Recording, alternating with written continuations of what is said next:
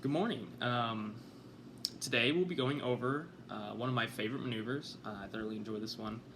We'll be going over what's called a steep turn. Um, I really enjoy this one. You'll have to know this one for both private and commercial. It's kind of when you first get to do something fun with aircraft. Is when you first get to learn how to control it in an unusual attitude. Get to put the aircraft in a weird spot.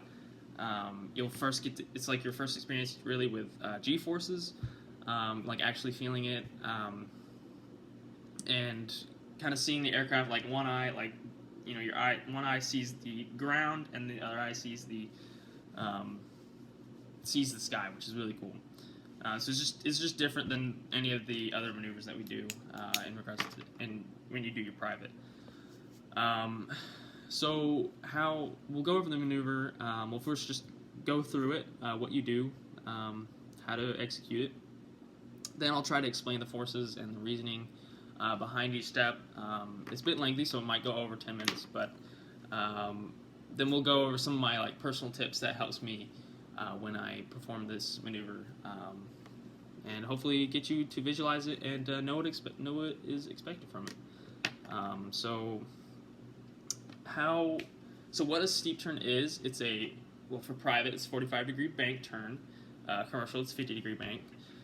You'll have an entry heading, and then you'll go into 45-degree bank. You'll do a 360-degree turn one way, and then another 360-degree. You'll then change your direction, then do a 360-degree turn the other way. And then so the goal of this is to maintain your assigned heading and altitude. So as to why we do this, it's important to know how to control the aircraft in case you get into something like an unusual attitude, or an emergency happens, like loss of structural damage, or you need to make a emergency ascent. Those maneuvers require high degree bank turns. So it's very important to know what's expected, what happens in the aircraft, where you're expected to feel, how to maintain proper control under extreme banks. So you'll be in the SR-20. So we'll go over the SR-20 procedures. First off, clearing turns. Clearing turns. I'm gonna drill it into your head. Clearing turns are very essential. You can perform a maneuver perfectly and not do. It's one of the biggest causes of check ride failures, because you can perform a maneuver absolutely perfectly, but not doing clearing turn and fail. So it's important to do it. Look at your surroundings. Make sure there's nobody around. So we'll first do a clearing turn. Then you go into 120 knots airspeed. I can explain why we picked that airspeed later. Then you'll smoothly roll into a 45-degree bank. It's smoothly is keyword, because you don't want to just jerk it to 45-degree bank, because that's not good. So maintain smooth corrections. And the goal of this is to maintain your assigned altitude despite all the forces acting on the aircraft when you go into a bank. So you'll try to maintain your assigned altitude and airspeed. In addition to, once you do the 360-degree bank turn in one direction, you want to go on your entry heading. And then you'll want to go the other way. So you'll go a 360-degree turn, then you'll go into your, when you get close to your entry heading, around 10 to 20 degrees, you'll want to then start to roll back level, then go the other way. What you want to be careful for when you go roll level is the aircraft will balloon. It'll try to increase your altitude. So proper correction is to push your yoke forward. I'll explain why we do that and why it does that in a bit. So then you'll try to roll wings level, maintain your proper entry altitude and heading, and then resume normal training cruise. So what do you think makes an aircraft turn? So in normal flight, we have the two up and down forces acting on us. We have the vertical component of the lift, which goes, keeps us up, and then the weight of gravity bringing us down. This is how it's normal. This changes when you get to when you go into a turn. So here is kind of drew a poorly drawn airplane. You can't really read what I say because of the camera, but you have your vertical component of lift and your weight. That's normal. Here's the wings that's pushing us upwards. Now, what happens when you go into a bank, you'll get what's called the horizontal component of lift. You'll lose this vertical component, and you'll have the lift that wants to bring you this way, which is what causes a turn.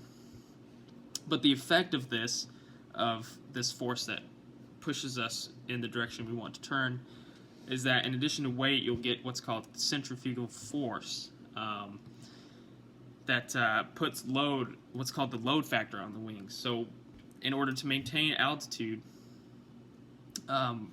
with this horizontal component of lift, you'll get increased G's, which is try to bring you down. So what you want to do is increase your power and pitch in order to maintain that altitude. So at 45 degree bank turn, it's about 1.4 G's, so you'll feel about another half of gravity in addition to the normal feeling of gravity. So it's really cool, when you get into this, like if you put your hand on your knee and then try to raise it up, it'll feel heavier, which is really cool. So those are just things to keep in mind. My rule of thumb is, around 30 degree bank rolling into my 45 degree bank turn is when I want to add power and pitch. So it's like 10, 20, 30 power, pitch in order to counteract that centrifugal force. So as you get into more extreme turns, the load factor gets exponentially higher. So I've got a little chart here, and then here's a little thing that kind of explains in a better drawing what the horizontal and vertical component of lift does.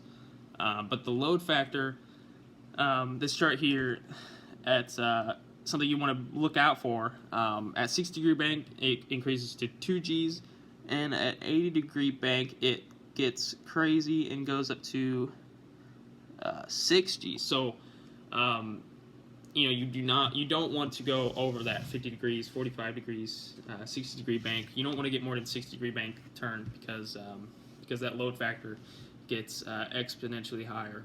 Not only that, but the stalling speed increases as you increase your bank, which is another reason why we perform, which is the reason why we do the airspeed at 120 knots. Is that the stalling speed increases as your bank increases. Another reason why we do the 120 knots in the Cirrus is what's called maneuvering speed. So when maneuvering speed, I got asked this on my private stage check and I had no clue. So what happens is it's a speed at which if you do a full jerk aft aileron, the aircraft will stall before any structural damage occurs. So this is why I think the maneuvering speed is 110 to 130, which is why we do smack dab in the middle 120. So if you yank that thing, if you do something weird with the aircraft, it'll stall before it causes any damage.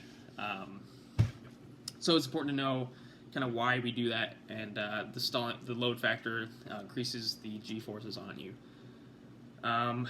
So some of the forces that you'll have to kind of counteract when you do this maneuver. First off, there's something called adverse yaw. So in the turn, the downward deflected aileron, or the raised wing, so the aileron will be like this. It's kind of hard to see in the camera. And then the one you want to do a turn will be up. A good rule of thumb to know this actually is a literal rule of thumb is, this is your yoke. You turn left, this aileron will go up. If you turn right, this aileron will go up. So just keep that in mind. So the downward deflected aileron, which is, if you're making this turn, it'll be this way. Increases more lift, which is why the wing goes up. But a side effect of this is that if it increases more lift on this wing, it also increases drag. So what kind of happens is that if this wing causes more drag, and then this one less drag, then the aircraft will want to do, if you're in a left degree turn, it'll go like this. So the drag of this wing is higher than this wing, so it'll go kind of like this. So something to keep in mind when you go into a degree bank, to just keep that in mind. You counteract that with rudder. So just something to expect when you go into that turn. That FRC yaw will require a rudder correction in order to maintain that altitude and coordination. So there's adverse yaw. Then there's what's called torque effect. So Newton's third law, right? Every reaction. Every action is an equal opposite reaction. So the propeller is, I believe, clockwise in cirrus. So that makes the aircraft want to rotate that way, the other way. That force will cause a left turning tendency. So it causes the aircraft to want to roll to the left. So you want to, as you increase power, this is more drastic as you increase power, which is why you add tons of rudder when you take off, tons of right rudder when you take off. So that's something to keep in mind when you increase power due to load factor and maintaining your altitude. You'll get that torque effect more pronounced. So you'll make sure to, in a left turn, it can develop into a skid, into a right turn, it develop to a slip. So it's just really important to keep that in mind. When you increase power, you're going to need more rudder, just to keep coordinated in that regard. Then we have what's called an overbanking tendency, so which is why it's important not to go above around 60-degree bank turn, so the aircraft want to keep going into that turn. And then, if you keep going to that turn, then you'll get, increased load factor, increased stalling speed, which is really bad. You don't want that. So keep that in mind. The aircraft, you want to keep it in, 60 to 40, 45, or else it'll want to just keep going into that turn. So yeah, that's pretty much a steep turn. Some improper errors. You just keep not keeping coordinated with your rudder. Improper, pitch and bank. Just loss of orientation and just not really coordinating very well. So, going into, my private problems with going into not keeping my altitude very well. I'd have go up and then down and then up and then down. But here's some personal tips to help counteract that and to not only keep your bank but also your altitude. I had an instructor show me this once. When you're in a 45-degree bank turn, you're going to want to the horizon kind of looks like a piece of pie. So it's like, here's the horizon, here's your wings and where you're oriented. This section here is the ground, and it kind of looks like a piece of pie. So if you maintain that piece of pie and that initial orientation, that visualization, that'll really help you maintain that bank, kind of maintain that altitude and orientation through that turn. So it's just a helpful visual to see. And another thing to know is this is an outside maneuver. You want to look inside, make sure your airspeed and stuff like that every once in a while, but you want to be looking outside. I had a problem with, just staring directly inside, trying to keep the numbers exact, but if you look outside while you do this, this is a visual maneuver, the aircraft, you'll be fine. If you keep that orientation, that visual reference in your mind of what's correct, and if you maintain that, you'll be fine. You can check inside, glance inside every once in a while, but you want to maintain your vision outside. The nose, you want to keep the nose with the horizon. So as you go, you want to just keep the nose right dead center on the horizon. So when you're looking at that, and you start to see your nose go above the horizon, that means you're going to climb, and then if you go below the horizon, it means you're going to descend. So you want to it's important to see that visual of the nose right on the horizon. Keep it right, like it's just surfing along the horizon, in order to stay level, and maintain that altitude. So that really helps. So just look inside, keep that the piece of pie visual, and then just maintain your nose oriented to the horizon. So if you're an actual student, I would go over a quiz. So we'd go over. I have a question here that says, what makes an aircraft turn? So tell me what makes an aircraft turn. Explain the horizontal component of lift. Centrifugal force, the load factor.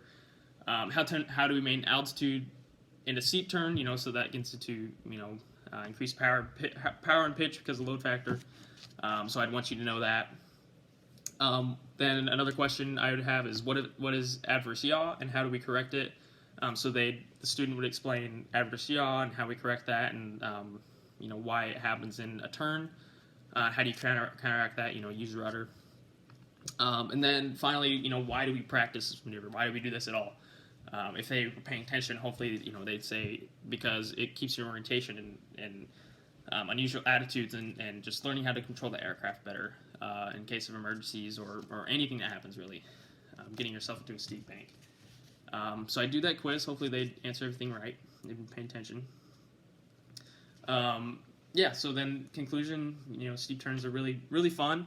You want to do it. Again, something I missed is you'll do the turn at 1500 AGL just to maintain the altitude.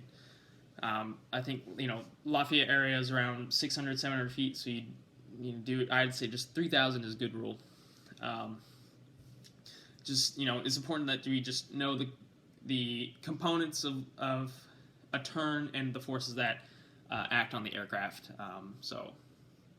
The steep turn's a lot of fun, and I think you'll enjoy it. You'll get to see it better when we actually fly and we actually do this. I know this went long, but it's kind of hard to explain steep turns in 10 minutes. So hopefully this will be good. Thank you.